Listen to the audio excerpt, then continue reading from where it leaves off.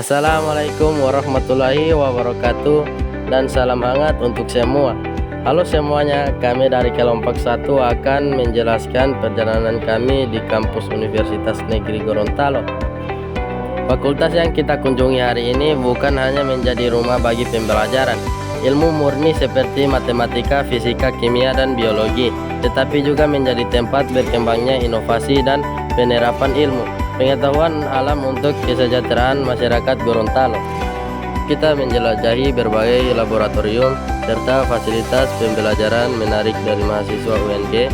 Marilah kita menerima arahan dari kakak senior yang telah memiliki pengalaman mendalam di lingkungan fakultas ini. Selanjutnya kita naik ke atas untuk menuju ke lab biologi. Ini adalah lab pertama yang akan kita masuki, yaitu lab bioteknologi dan mikrobiologi. Lab mikrobiologi merupakan salah satu lab unit di UNG yang khusus menangani bakteri terkait mikroorganisme seperti bakteri, virus, jamur, dan alga. Salah satu contoh mikroorganisme adalah fungsi utamanya dalam bidang pangan adalah berperan utama dalam proses fermentasi untuk membuat yogurt. Bakteri ini mengubah laktosa gula dalam susu menjadi asam laknat yang membuat susu mengental dan menghasilkan rasa khas yogurt. Selain itu, juga digunakan dalam pembuatan beberapa jenis keju dan produk fermentasi susu lainnya. Sekarang kita masuk ke lab yang kedua, yaitu lab botani. Botani adalah ilmu biologi yang secara sistematis mempelajari segala hal tentang tumbuhan, mulai dari struktur, fungsi, evolusi, hingga hubungan tumbuhan dengan lingkungan, serta peranannya dalam kehidupan makhluk hidup. Ini adalah mikroskop, alat optik yang dapat memperbesar objek kecil sehingga dapat diamati dengan rinci yang tidak dapat dicapai dengan mata manusia secara langsung.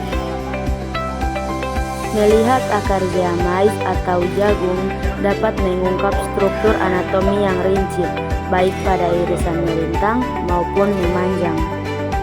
Sekarang kita akan masuk ke lab selanjutnya, yaitu lab destilator sendiri fungsinya untuk menyaring atau memfilter air.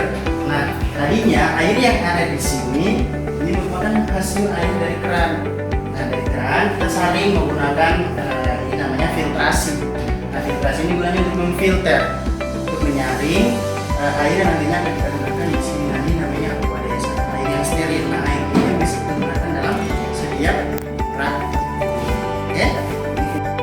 Nah, di lab selanjutnya kita melihat sampel jamur enoki.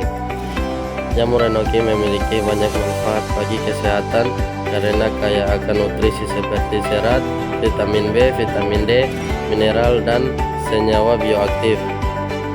Selanjutnya ke laboratorium zoologi. Proses pengawetan kering itu organnya dikeluarkan, lalu atur posisi penyu sesuai keinginan, misalnya posisi alami saat hidup. Setelah itu oleskan larutan boraks atau formalin pada bagian dalam tempurung dan kulit untuk mencegah serangan serangga atau jamur. Nah, ini juga ada sekumpulan serangga yang diawetkan. Proses pengeringan kupu-kupu adalah kumpulkan kupu-kupu yang baru mati, suntik dengan formalin atau alkohol ke tubuhnya, rentangkan, atur sayap di papan penyebar, keringkan, biarkan selama beberapa minggu, simpan dalam kotak kedap udara dengan pengawet. Ini adalah penampakan embrio ayam yang diawetkan pada hari ke-10. Nah, setelah dari lab biologi, kita lanjut ke lab selanjutnya, yaitu lab fisika. Materi di lab fisika mencakup praktikum untuk menguji teori fisika melalui eksperimen dengan fokus pada pengukuran, analisis data, dan pemahaman konsep secara langsung. Nah, benda yang dipegang kakak ini adalah neraca Pegas. Neraca Pegas atau juga bisa disebut dengan dinamometer adalah alat ukur yang menggunakan prinsip elastisitas Pegas untuk mengukur gaya atau berat benda dengan satuan umum Newton untuk gaya dan kilogram untuk massa. Di lab terakhir, kami mempelajari tentang listrik. Listrik adalah serangkaian fenomena fisik yang terkait dengan keberadaan dan pergerakan muatan listrik. Nah, yang dipegang kakak itu namanya TEK. TEK adalah teknologi yang mengubah perbedaan suhu menjadi energi listrik, atau sebaliknya, mengubah energi listrik menjadi perbedaan suhu atau pendinginan. Sekian video dari kami, mohon maaf jika masih banyak kekurangan. Wassalamualaikum warahmatullahi wabarakatuh. Setiap masa ada orangnya, dan setiap orang ada masanya. Sekarang adalah masa untuk kita mengenang semua kenangan praktek kita.